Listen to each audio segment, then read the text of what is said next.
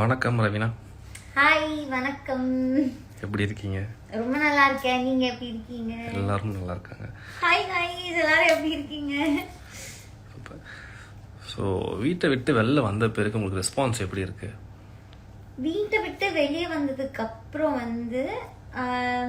இப்போ நம்ம வெளியே எங்கேயாவது போவோம்ல, லைக் பப்ளிக் இருக்கிற இடத்துக்கு போகும்போது நிஜமாவே ரொம்ப நல்ல ரெஸ்பான்ஸ் இருக்கு. மக்கள் எல்லாம் எனக்கு நீ சாரி எனக்கு நீ எப்பயுமே சிரிச்சிட்டு இருக்கிறது ரொம்ப பிடிக்கும், நீ யாரையுமே ஹர்ட் பண்ணாம விளையாடின, அதெல்லாம் ரொம்ப பிடிச்சிருந்துச்சு, அந்த மாதிரி நிறைய பேர் நிறைய சொன்னாங்க. ஸோ மக்களுக்கிடையே ரெஸ்பான்ஸ் நல்லா தான் இருக்கு, எனக்கு பிடிச்சிருக்கு. ஆனா அவங்க கோபமும் பட்டாங்க. எந்த மாதிரி விஷயத்துக்குன்னா, நீ இது பண்ணக்கூடிய ஆள் தானே, ஏன் பண்ணாம விட்ட, அந்த மாதிரி சில இடத்துலயும், இந்த இடத்துல இது பண்ணாம இருந்திருக்கலாமே, ஏன் பண்ண, அப்படிப்பட்ட ஒரு கோபமா தான் நான் பார்த்தேன். சூப்பர். ஸோ நீங்கள் வீட்டுக்கு உள்ளே இருக்கும்போது உள்ள யார் உண்மையாக இருந்தாங்க, யார் பொய்யா இருந்தாங்க? யார் உண்மையா தெரியலங்க. ஒரு பாயிண்ட்ல எல்லாரும் அநியாயத்துக்கு உண்மையா இருந்தாங்க. ஒரு பாயிண்ட்ல டேய் நிஜமாவே தான் சொல்றீங்களா அப்படின்லாம் இருந்துச்சு. சொல்ல முடியாதுல்ல, உள்ள இருக்கும்போது அவங்க மனசாட்சிக்கு மட்டும்தான் தெரியும் அவங்க எந்த இடத்துல உண்மையா இருந்தாங்க, எந்த இடத்துல உண்மையா இல்லைன்னு. எல்லாருமே ஒரு பாயிண்ட்ல கேமுக்காகன்னு ஒரு விஷயம் பண்ணிருப்பாங்க. ஸோ தெரியல சீரியஸாவே. சூப்பர். யார் ரொம்ப ஸ்ட்ராங் கண்டஸ்டன்ட் நீங்க உள்ள இருக்கும் போது? நான் ஆக்சுவலி ஜோவிகா நினைச்சேன். ஏன்னா சின்ன பொண்ணு, பட் பாயிண்ட்ஸ்லாம் அவ்வளோ அழகா பேசுவாங்க. அவங்க ஸ்டார்ட் ஆஃப் பண்ணதெல்லாம் எனக்கு அவ்வளோ பிடிச்சிருந்துச்சு, ரொம்ப இன்ஸ்பைரிங்கா இருந்தது அவங்கள பார்க்கவே. அவங்க இருந்த வரைக்கும் அவங்க ரொம்ப ஸ்ட்ராங்கா நினைச்சிட்டு இருந்தேன். பட் கொஞ்சம் ஸ்லிப் ஆயிடுச்சு எங்கேயும் அவங்களுக்கும். அவங்க எலிமினேட் ஆன வீக்ல அவங்க எலிமினேட் ஆவாங்கன்னு நான் எதிர்பார்க்கவே இல்லை ஆக்சுவலி. ஸோ நான் ஜோவிகா நினைச்சிட்டு இருந்தேன். சூப்பர். ஸோ பிக் பாஸ் வீட்டில் இருந்து நீங்கள் கற்றுக்கிட்ட ஒரு விஷயம்னா அது என்னவா இருக்கும்? கற்றுக்கிட்ட விஷயமா? ஆக்சுவலி பிக் பாஸ் வீடுனாலே full of experiences and life lessons தான். நம்ம வாழ்க்கையில பல ஸ்டேஜ்ல வாங்க வேண்டிய அடிகளை ஒரே ஸ்டேஜ்ல வச்சு இதுதான் நான் லைஃப் அப்படின்னு புரிய வச்சிரும். ஸோ பேசிக்காவே லைஃப் பத்தின எல்லா விஷயமும் கத்துக்கிட்டேன். அண்ட் நம்ம வாழ்க்கையில நடக்கிற ஒரு ஒரு விஷயத்துக்கும் நம்ம தான் ரெஸ்பான்சிபிள். அண்ட் நம்மளே தான் பிளேம் பண்ணிக்கணும். இப்போ நல்லதா நடந்தாலும் அதுக்கு காரணம் நான் தான் அப்படின்னு அதை எடுத்துக்கணும். ஏதாவது தப்பா போச்சுனாலும் அதுக்கு காரணம் நான் தான் அப்படின்னு எடுத்துக்கணும். பிகாஸ் நான் பண்ற ஒரு ஒரு ஆக்ஷன்ஸும் தான் என்ன நடக்குது, என்ன நடக்க போகுதுன்றத டிசைட் பண்ணும். ஸோ அதெல்லாமே நான் கத்துக்கிட்டேன். அமேசிங்.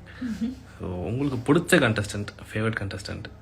ஐயோ, எனக்கு பிடிச்ச கண்டஸ்டன்ட் யாரு? எனக்கு ஆக்சுவலி விஷ்ணு அண்ணாவை ரொம்ப பிடிக்கும். எனக்கு தெரியல அவரோட கேம் எதுவுமே எனக்கு தெரியல, பட் ஆனா எனக்கு விஷ்ணு அண்ணாவை ரொம்ப பிடிக்கும். தினேஷ்னா ரொம்ப ரொம்ப பிடிக்கும். கூல்னா ரொம்ப பிடிக்கும். ஆக்சுவலி எல்லாருமே ரொம்ப பிடிக்கும். மாயாக்காவோட டேலண்ட்டை நான் ரொம்ப ரெஸ்பெக்ட் பண்றேன். அந்த விதத்துல அவங்களையும் ரொம்ப பிடிக்கும்.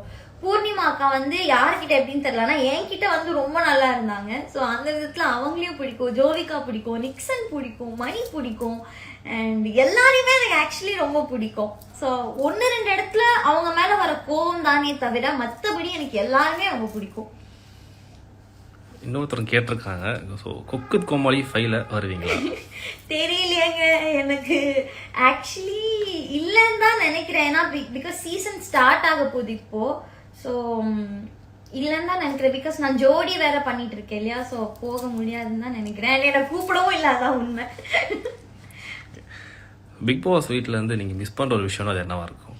பிக் பாஸ் வீட்டில் நான் மிஸ் பண்ணுறது பிக் பாஸோட வாய்ஸ் தான். அவரை ரொம்ப மிஸ் பண்ணுறேன், பிக் பாஸை.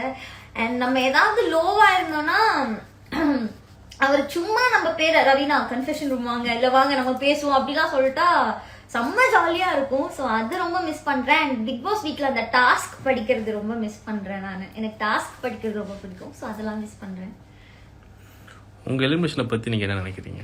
என்னோட எலிமினேஷன் பற்றி நான் ஹானஸ்டாக சொல்லட்டுமா? ஏங்க என்ன முன்னாடியே எலிமினேட் பண்ணல, இவ்வளோ லேட்டாக எலிமினேட் பண்ணியிருக்கீங்க அப்படின்னு தான் நான் கேட்பேன். பிகாஸ் ஒரு 3rd வீக் 4th வீக்லயே நான் கேமே அது வரைக்கும் தான் என் கேம் இருந்தது. அதுக்கப்புறம் நான் கேமே ஆடலன்னு நினைக்கிறேன். ஸோ அப்பயே நான் எலிமினேட் ஆயிருந்துருக்கணுமே, இவ்வளோ தூரம் ஏன் வச்சிருந்தாங்க அப்படின்னு எனக்கு தெரியல. பட் ஏதோ ஒன்று பார்த்துருக்காங்கன்னு நினைக்கிறேன். ஸோ அதுக்காக கிடைச்ச அந்த லவ் அதை நான்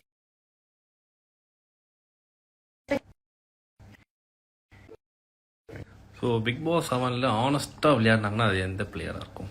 யார் அந்த பிளேயர்? ஹானஸ்டா பிக் பாஸ் 7ல ஹானஸ்டா யார் விளையாடினா,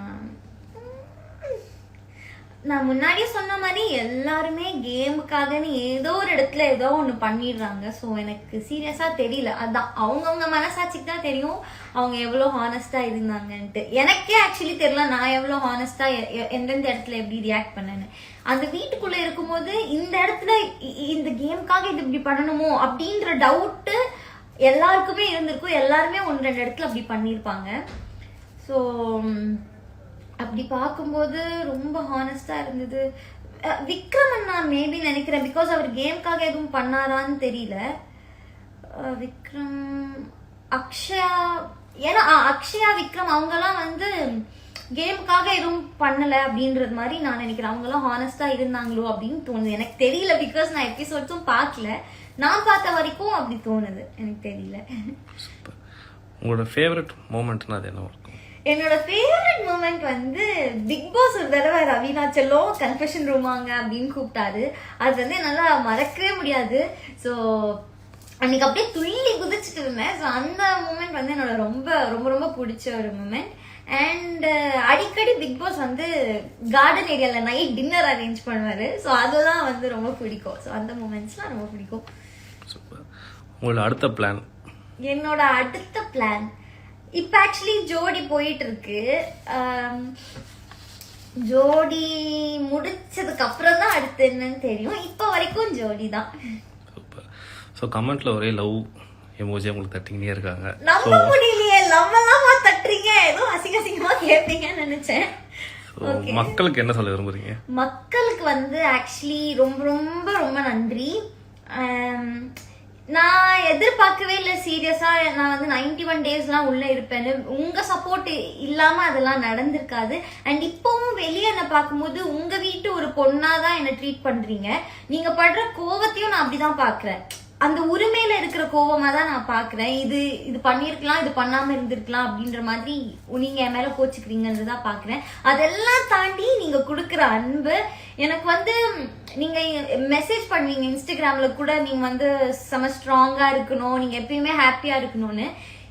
உங்களுக்கு நான் யாரோ ஒரு பொண்ணு, உங்க வீட்டு பொண்ணு இல்ல, ஆனா யாரோ ஒரு பொண்ணு, நான் வந்து ஹாப்பியா இருக்கணும், நான் சந்தோஷமா இருக்கணும், என் லைஃப்ல எல்லாமே நல்லா நடக்கணும் அப்படின்னு நீங்க நினைக்கிறீங்க. ஸோ அதுக்கு ரொம்ப ரொம்ப ரொம்ப நன்றி. உங்க எல்லாருக்கும் லைக் வெறும் நன்றி பத்தாது, ஆனா அதை தாண்டி என்ன பண்றது என்ன சொல்றதுன்னு எனக்கு தெரியல. ஏதாவது சான்ஸ் கிடைச்சா உங்க எல்லாரையும் நான் பர்சனலா மீட் பண்ணி உங்க கூட டைம் ஸ்பெண்ட் பண்ணணும்னு நினைக்கிறேன். எனக்கு தெரிஞ்ச டைம் தான் வந்து ஒருத்தவங்களுக்கு கொடுக்கக்கூடிய பெஸ்ட் கிஃப்ட், பெஸ்ட் திங் அப்படின்னு நினைக்கிறேன். ஸோ அது நான் உங்களுக்கு கொடுக்கணும்னு ஆசைப்படுறேன். அண்ட் எல்லாத்துக்குமே ரொம்ப ரொம்ப நன்றி. நன்றி.